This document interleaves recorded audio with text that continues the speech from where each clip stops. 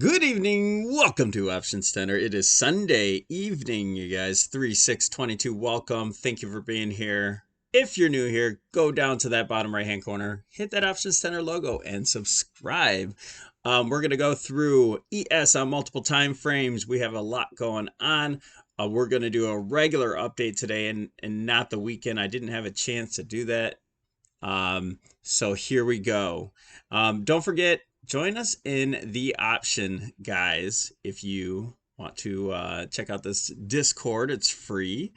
A lot of trade setups and a lot of good traders in there. So, all right, here we go. ES on the monthly time frame. We have the end of primary wave 5. We have intermediate 1, 2, 3, 4, and possibly the end of 5 as well. So we're looking bearish at this point. I know that I've been very constructive and looking for one more, wave higher. Not a large wave, but I still thought we were going a little bit higher, but we're not getting constructive in the market. So we must start to lean a lot more bearish in this scenario until proven otherwise. Okay, so on the monthly, we look like we're in the intermediate wave 5, ending there. We tried to get back over this. We tested the 8 EMA on the monthly time frame, was rejected, and now we're pushing down, kind of filling out this doji candle, making a bear cross on the MACD and weakening in the RSI. So not a good sign for the bulls, but not over yet for them. Let's go ahead and go down to the weekly, see if we see anything else that could change our point of view. We did have a 382 retracement that still holds, but the count so far, 1, 2, possible 3, 4, that's the old count that I had, and a 5 coming up. I'm not getting rid of that. We actually have, we're down to, if we get a little closer, we're right here. We had an indecision candle, and it's overnight right now in the pre-market. So anything can happen. We still have this support line here, a close underneath this support around the 40 to 50 area is crucial for the bears to get in order to keep moving down. That's a I would go bullish at this point on this support, and then we break underneath, total bearish. Okay, but the fact is we're underneath the 20, the 50 we were rejected off of, and the 8-week EMA. And so not looking good. Still, the MACD is headed down. RSI headed down. Let's go down to the daily. Daily trend is our friend. All right. Bounced off this pivot.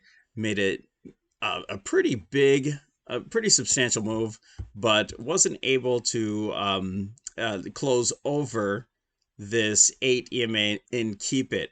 All right, we made a evening star reversal pattern, and so we're looking pretty bearish at this point. But again, holding the support line, testing it overnight right now. That's why I'm using ES. So this is the bearish, or this is the bullish count, somewhat, I should say, where we're still in a wave 4, where this is a W, X, Y, and this is not invalidated. We have the support line here that we get underneath there, and then we're talking a whole nother ball game. But we have positive divergence on the daily, which leads me to believe that we still could move up. So we're kind of in a limbo. All right, we need to watch price action. It's a lot of day trading, no swings at this point. So we're in the consolidation zone and possibly even breaking underneath it, which would be very bearish. Really, it's one of those things where you can't say, if you're saying which way it's going to go, you're guessing. This spot here, it shows that we came down to 382. We have a lot of good confluence. We broke up. Maybe we're making a higher low, and then we start moving up to higher points here.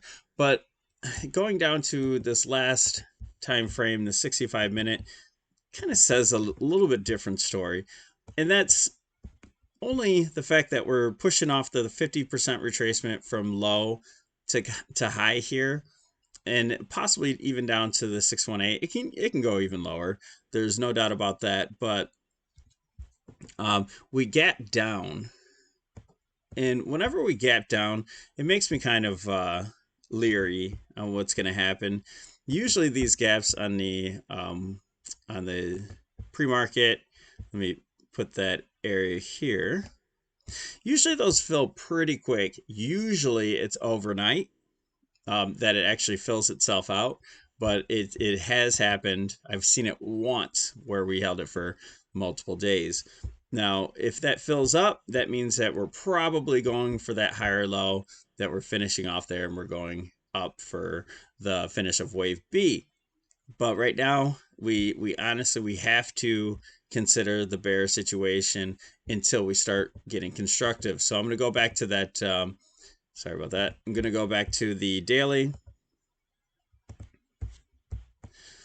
And until we can actually make a move on this 8 EMA, it's trending. This is a trending indicator, and we're pushing down from it. As soon as we can get above it and start working our way higher highs and higher lows, then we can't be that constructive to the bullish side. We have to be looking downward. And, you know, obviously I wouldn't take a bearish position here right at support, but you start breaking that, and then you can actually use it to trade against to the downside. Now, I would take a what you'd call lotto at this point. I actually might with the MES micros for this to start start heading higher as a possibly that this wave is done, this larger wave, and then we have a lower degree wave that this would be an A, B, and then C up here to for a three-way move for this B. Now that's the bullish scenario to where we're going sideways to up.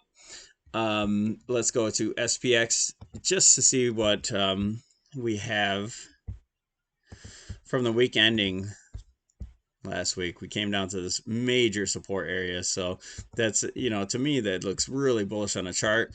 And what could be happening is the WXY. I know I have all these counts here for the bullish left, but we just have to still consider that there's a bearish scenario, and we're actually going to play more to the bearish side until proven otherwise. So we held the support here at the about the 4,300 area. And what it's looking like is a 1, 2, or I'm sorry, an A, B, and then a 1, 2, and then we'll probably get like a 3, 4, 5 up here. So that'll be an ABC to the upside. That's what it looks like. But until we can clear these downtrends, I should probably just say we're neutral, you know, but that's what we're seeing. We have all these bullish counts on here. And then lastly, I want to show you the Elliott bearish scenario, and this is very simplified. This is a 1, 2 back to the 618, 1, 2 back to the 618 retracement, and this should be a very explosive move to the downside at this point, where it's a where you'll get a very trending. You should break through these divergences. It should be a clear bear market in the SPX. So we'll have to see what happens this week. Will be pretty crucial. We'll see the price action.